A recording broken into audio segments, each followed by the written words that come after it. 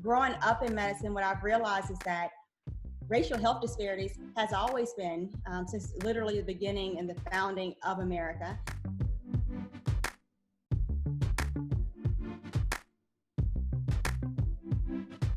One of the things that we're talking about today that I think is so important is this element of race, sort of health disparities, racial health disparities, and then coronavirus. Racial disparities, period, are not new. And then when it comes to health, they are not new either.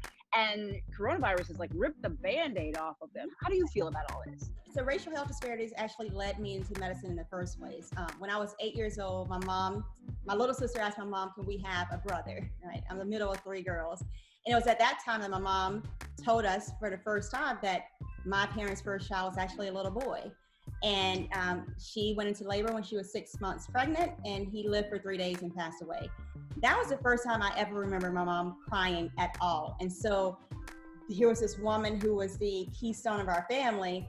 To see her being weak left an impression on me that said, I want to be a doctor, although I don't know what that person does.